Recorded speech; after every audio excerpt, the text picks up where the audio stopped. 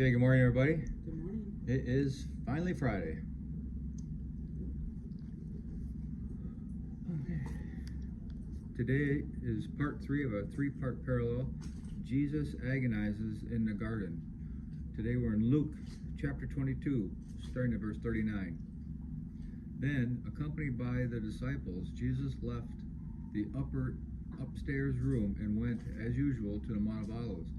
He told them, "Pray that you will not give in to temptation." He walked away about a stone's throw and knelt down and prayed, "Father, if you are willing, please take this cup of suffering away from me.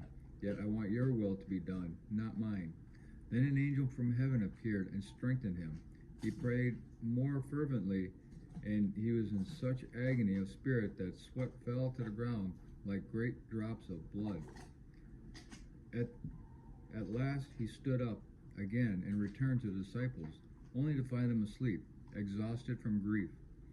"Why are you sleeping?" he asked them. "Get up and pray, so that you will not give in to temptation." And now the commentary. The Mount of Olives was located just east of Jerusalem. Jesus went up the southern slope to an olive grove called Gethsemane, which means oil press. Jesus asked the disciples to pray that they would not fall into temptation because he knew that he would soon be leaving them. Jesus also knew that they would need extra strength to face the temptations ahead. Temptations to run away or to deny their relationship with him. They were about to see Jesus die. Would they still think he was the Messiah? The disciples' strongest temptation would undoubtedly be to think they had been deceived. Only Luke tells us that Jesus' sweat resembled drops of blood. Jesus was in extreme agony, but he did not give up or give in. He went ahead with the mission for which he had come.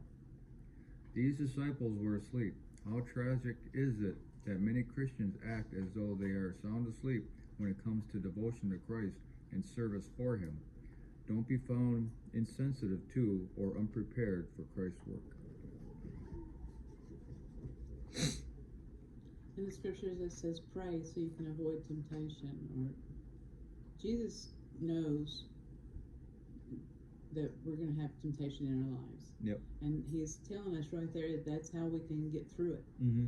Is to pray, pray for his guidance, his relief, his peace, his, pray to everything for God to handle. Mm-hmm.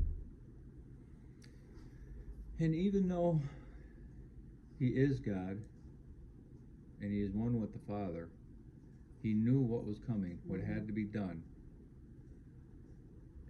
That there was probably, he knew there was no changing it. There was just, this is what has to happen. Although he still knows that there could have been a way around it if God wanted to, because in the other Gospels he said, you can do anything you want. Yeah. But yet he went forward with it, even though he kept going with what he knew was happening, but he didn't want it to happen. I mean, that's his humanity and his divinity. Nobody wants to be beaten, tortured. No. So it's complicated for him. It's complicated. But he just kept on going, knowing what was facing him, and us, which is in contrast to us. We sometimes know what's coming in front of us, and we'll run the other way. Because that's exactly what the disciples did. They knew what was coming for them if they acknowledged him, and they turned around and ran the other way, instead of just going headlong into it and trusting God. Okay, hope everybody has a glorious day, and we'll talk to you later.